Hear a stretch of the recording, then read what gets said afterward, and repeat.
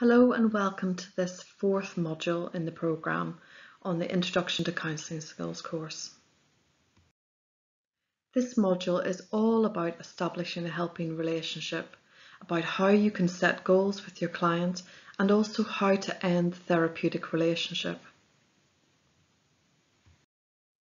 In the last module I mentioned about the work of Gerard Egan and his work on the skilled helper. His three-stage model, where stage 1 is getting the story, stage 2 is about developing the possibilities of change, and stage 3 about strategies for change and closing the session.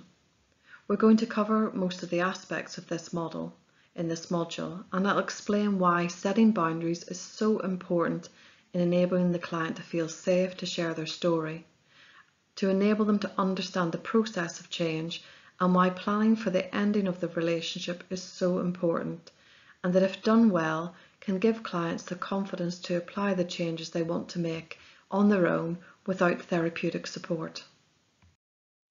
So let's begin by understanding why setting healthy boundaries is so important. When undertaking any role, you have to consider what your boundaries are. Boundaries are set to protect you and the other person. They help you both understand what you can expect from the relationship. This applies to counsellors, the client, and other people that you work with. So there are 3 areas you need to consider. You need to consider your physical safety, your psychological safety, and the emotional safety of all parties involved. I'm going to talk through how you put boundaries in place and the impact of not doing so. Okay, so what are boundaries in a helping relationship? When starting on any new helping relationship, it is so important that the helper and the client understand the boundaries of their relationship. This includes being explicit about the duration of the relationship, and this needs to be agreed by both parties. So, for example, after the initial consultation, you may confirm that support is for 6 sessions, with a review of progress at week 3. It's important not to enter into a helping relationship that's open-ended. This can lead to the client becoming reliant on the helper, sometimes to the detriment of their own development and progress. It's important that the client is clear that a fixed length of time is set aside for each appointment. Usual practice is that each session lasts between 50 to 60 minutes. This may not seem very long, but sessions can be exhausting for both you and the client. And also people need time to process what's taken place. Remember, you may be helping several clients, and it's unfair to make others wait because you're overrunning a session. It's also unhealthy for the client to think that you're always available. It is important that you look after your own well-being, or you may be at risk of burning out, because you maybe give too much of yourself over to the client, and it can be, for a difficult session, mentally and physically exhausting. It's also important to be clear about how much a session costs if you're in private practice. Also being very explicit about what happens if the client is late, or if you're late, or you have to cancel an appointment. It's also important to set boundaries about contact between sessions. Otherwise, clients may think they can ring you 24/7. Using social media has to be done with great caution. You wouldn't become friends on Facebook and other social media outlets with clients. That's just a no-no. And also, clients need to be clear about what happens if they've got a complaint. Who can they go to if they're not happy about the service that you've given them? Other areas that need to be explicitly communicated sometimes includes about appropriate physical contact or touching. It is very easy for situations to be misunderstood, and remember there's always a power dynamic going on. You are the therapist and someone is coming to see you for support. This is not a friendship, and you need to have professional boundaries. Remember that many of the clients you'll see may be vulnerable. They may be going through difficult relationships themselves, or coping with a breakup, or adjusting to major changes in their life, experiencing grief or loss, or may have sexuality issues. They may come to you because they need help with communication skills or just generally coping with life. Sometimes people are very vulnerable, and in some cases they're desperate to be accepted. For some, receiving physical attention can trigger past behaviours and raise expectations about your relationship with them. You should never use your personal email address, and often if you're working for another organisation, the client may email you through the third party. Being friends on social media is not acceptable, and remember to keep your own personal online content private, as some clients may be curious about you and search for you on Facebook and Instagram. Some research published by the UK Council of Psychotherapy talked about the main reasons why many clients complain about their therapists. A lot of the complaints that clients make are in relation to the lack of boundaries that have been set at the beginning of therapy.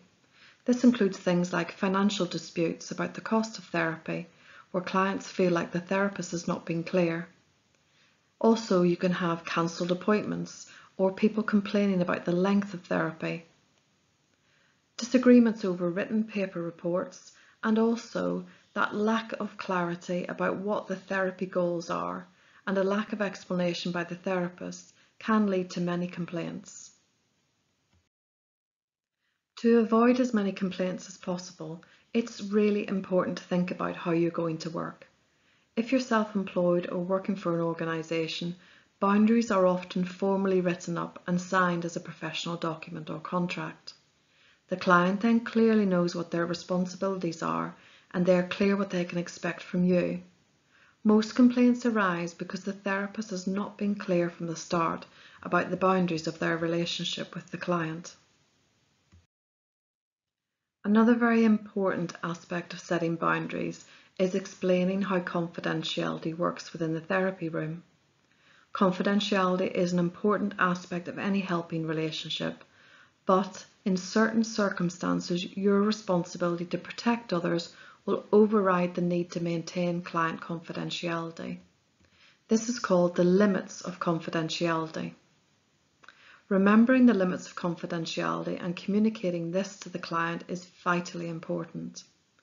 This needs to be fully discussed and understood in the initial contracting discussion with the client. The client must understand that if they disclose something to you that breaks the law, places themselves or anyone else at risk, you are duty bound to report what you know to the police. This includes information about terrorist plots, sexual exploitation and trafficking, violence, discrimination towards you or others, and the risk of life and limb. It's important that you tell the client this in the first session, so they're clear about your responsibilities. It's also useful to remind them every now and again during therapy, especially if you have had many sessions. Another important thing to think about is what notes you take and what you keep on file. When taking notes, remember to only record factual information. Imagine someone else, such as a judge or a solicitor, reading the file. Would you be okay about them reading it? And would you be okay about the client reading what you have written about them? Okay, so we're now going to move on to another topic. What are the goals of therapy? Broadly speaking, there are 5 key goals that can be achieved through applying effective counselling skills, and we're going to look at each one of them in turn. The first goal is to provide a supportive and listening environment for the client. When this is met, it enables people to feel heard and understood. So the key skills required for this to happen is that you're a skilled listener, that you take the client's perspective, that you show the client sensitively that they have been heard, that you also accurately reflect what they have communicated to you, and that you show an understanding of their issues. Do not underestimate how powerful it can be to be heard by a good listener. It can ease suffering, it can help people feel less alone, and give them a sounding board and help them heal psychologically from any pain they're experiencing. The second goal of therapy is to help manage a problem. Clients often seek help because there is something specific they need help with. Dealing with something small to begin with can help clients begin to build confidence and build their skills to tackle much bigger problems in their lives. The key skills required here include supportive listening, giving the client space to think about how they can approach a certain problem in a different way, by reflecting back what you've heard and encouraging them to think differently. This is called the process of cognitive restructuring.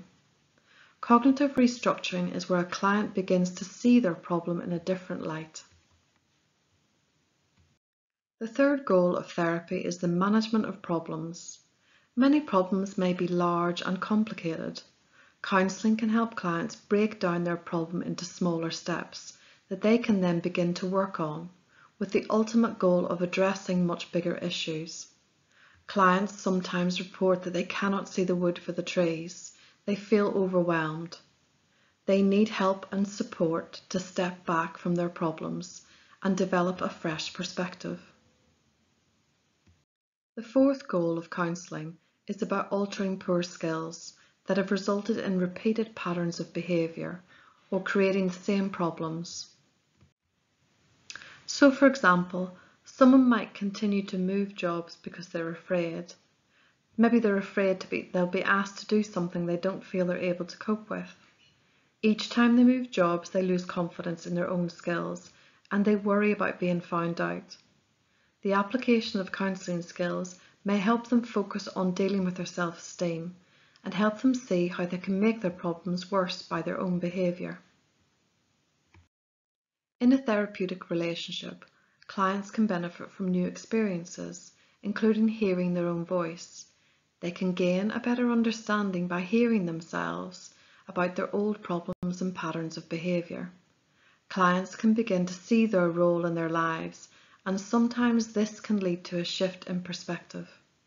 Having a safe place to explore these new possibilities without judgment or rejection can, for some, be life-changing. The fifth goal of applying counselling skills is about bringing about a client's changed outlook on their lives. This includes the client developing skills and resilience that enables them to cope positively with their life problems, and it enables them to make the changes they desire. In counselling theory, this is called self-actualization or enlightenment. Each client's interpretation and application of their experiences is unique to them, and their experience of counselling is no different. Each and every client will take away something different from the counselling experience. Agreeing objectives in a new helping relationship can be difficult sometimes, and this is because the client may have unreasonable expectations about what they can achieve through the helping relationship. For some clients, this may provide them with the reason not to come back again because they feel disappointed that there's no magic wand to their problems. Some clients may simply not know what they want to gain from a helping relationship. They realise that they're in pain and things are difficult. They need to be given time and support to discover what it is they want to achieve. You may not know the client well enough to help them find out what they really want help with. If this is the case, then the initial relationship may have to establish some loosely set objectives.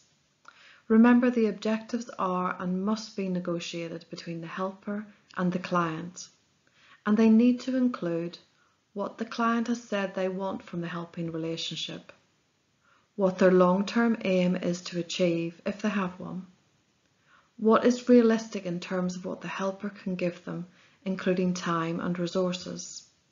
And it's also about meeting the boundaries that have already been agreed in the relationship. But remember, sometimes clients are just not ready. So let's take a look at a model that might help explain what I mean. This model is called the 6 stages of change. In the early 1980s, psychologists James Procasta and Carlo de Clementa observed how people successfully made major life changes, and they concluded that they go through a series of 6 stages.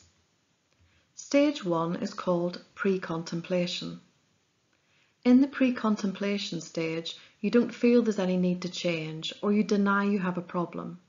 even though others around you may express their concerns. Maybe you're resistant because you've tackled the problem previously, but you couldn't stick to a new way of living. Or perhaps you're frightened of what might happen if you do change. People in this stage don't usually seek counselling. Stage 2 is called contemplation. At this point, you're willing to admit there is a problem, but you're still not ready to tackle it. You might feel stuck in this stage. Changing feels too difficult. You may begin to make vague plans, but there isn't a commitment to change. People can remain in this contemplation stage for a very long time, in some cases for years. Stage 3 is called preparation and determination. In this stage, you've decided the advantages of changing outweigh the disadvantages, and you're probably going to take action now within the next month or so. You've taken small steps and you start seeking possible solutions, but there's still some uncertainty about changing. Making a detailed plan, identifying possible obstacles, along with getting some social support can really help you move through this stage onto the next stage. Stage 4 is called action or making changes. This is where you go ahead with your plan and you start to incorporate new, healthier habits into your everyday life. You understand why some aspects of your problem happened, and you're taking more responsibility for your part in it. Commitment is central, and so is developing new skills in this stage. This stage can last a while, and on average it lasts about 6 months. The next stage, which is stage 5, is about maintenance, and this is about staying on track. In this stage, you've established healthier patterns of behaving and thinking, and it doesn't feel that odd to you anymore. Relapse is common, especially when stressful things happen in your life, but you now have new skills and strategies to help you cope. The longer you stay in this stage, the less likely you are to relapse into old patterns of behaviour. But remember that relapse is normal. In relapse, we learn from the relapse, we review what caused it, and we amend our strategies for the future. Then we have stage 6. This is called termination. Termination is the ultimate target, where the new behaviour is so much part of you that no matter what hits you in your life, you don't return to your old habits of behaviour. Remember that before termination, you can find yourself back to a previous stage. You then refocus and you continue to move forward, or indeed you move backwards and you get stuck in a different stage until you are ready to make those changes again. Now we're going to move on to a new section. This is about ending the therapeutic relationship. I like to think of it as a beginning rather than an ending. Ending any relationship needs to be done sensitively and respectfully. You'll have agreed a contract at the beginning of the relationship with the client. So for example, you may have agreed with the client to have 4 sessions, 50 minutes long, and that you would meet every 2 weeks. This will help you know when to begin ending the relationship, and you can communicate this to the client so they're not taken by surprise or feel rejected. You need to plan for ending the relationship in advance and help prepare your client for the relationship to end. This is called a period of distancing. Abrupt or unplanned endings can be very upsetting and unsettling for the client, so it's important that these are handled well. You need to give the client time to reflect on the relationship and review the progress they have made. An evaluation needs to take place that helps the client be clear in their mind about the different problems they have tackled, the goals they set themselves originally, and the progress they have made. They also need time to reflect on what they have learnt about themselves and any work that they still need to do on their own. So for example, if you agreed 6 sessions with the client, you can begin to introduce the ending of the relationship in the 4th session. So in the 4th session you might say, as you know, this is the 4th session, and after today we only have 2 sessions left. Then at the 5th therapy session, you might say, "As you know, we only have one more session after today. How are you feeling about that?" This gives the client the opportunity to express how they're feeling, and it gives them time mentally to adjust to ending the relationship. Remember, the ultimate responsibility for the client's progress rests with the client. The helper does, however, have responsibility in the relationship, and in particular should help the client gain clarity over how far they have come and any decisions they've made about their own future behaviour and goals. This can include supporting the client to devise a plan of action to build upon the progress they've made after therapy ends. The helper should give the client some assurance that if they need support again in the future, that they can get back in contact and that you're available. In some cases, ending your helping relationship with the client may be because you're referring them on to another helper. This needs to be handled sensitively, and you need to be clear that the referral is for the benefit of the client and not due to anything that they have said or done. So, for example, the client may need support which is beyond your level of experience or competence, and you may need to refer them to a counsellor who specialises in a specific area. So this might be for sexual abuse or rape, or a domestic violence counsellor, or a substance abuse support worker. Understanding that there will be possible impacts of ending a helping relationship will help you ensure that you've done your preparation and that you support your client through the process. Sometimes it's difficult for the client as they approach the end of a helping relationship, and for some this can bring up strong emotions or changes in behaviour. So some clients sometimes feel angry at losing the support they value. Some feel apathetic, and they express this by saying that it's pointless carrying on, and if only you had a few sessions left. Some clients express sadness at the loss and ending of a relationship, particularly if they felt very close to the helper, who may be the first person who has ever listened to them and understood them properly. Some clients exhibit regressive behaviour in the hope that more sessions will be agreed. Some clients might withdraw from the last session to avoid the pain that they feel in saying goodbye. It's normal for some clients to feel anxiety, and some report sleep disturbances and discomfort. However, for some clients, the ending of the therapeutic relationship can bring about many positive feelings, including feeling more confident, having a new focus and plan for the future, having a much better understanding of themselves. Some feel that their self-esteem has strengthened, and they then have the strength and abilities to cope and able to move forward with their lives. For some clients, there's acceptance of the situation they find themselves in. It can be a very positive experience for many people, and the ending of the therapeutic relationship can be a time of celebration as well. And remember that sometimes the client is just wiser. They know themselves better, and they also know what they're capable of. They might just feel okay and more able to cope with what life has dealt them. For some, this alone is a huge achievement. Remember, for you as a helper or counsellor, emotions and feelings can also emerge when you end a relationship with a client. Perhaps you feel that you've not done enough to help. For some people, they feel angry if the organisation they work with has limited the number of sessions and this is imposed upon you. Some helpers lose confidence, particularly if it's been a very challenging relationship. For others, they feel like they failed the client if they've not made the progress that they really hoped they could make. For some, they feel positive that the client can move forward.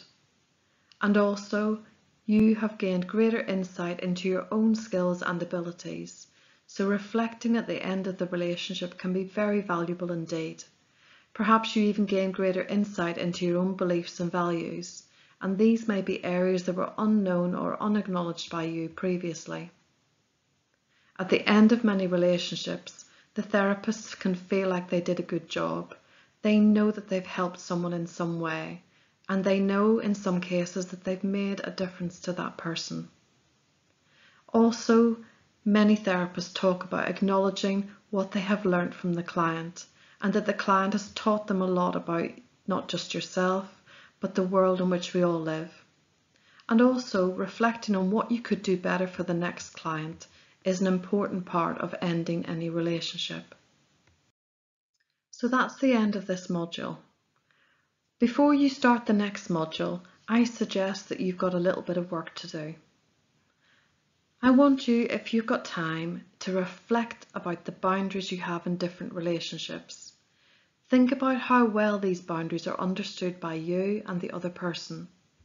Reflect on what happens when you feel boundaries are broken based on your own experiences. This will help you understand why establishing boundaries is so important. Secondly, have a think about the changes you want to make in your own life and thinking about the stages of change and where you are on the model. Perhaps you keep going back and forward, wondering whether counselling is the profession for you. This model can be very helpful in enabling you to understand yourself a little better.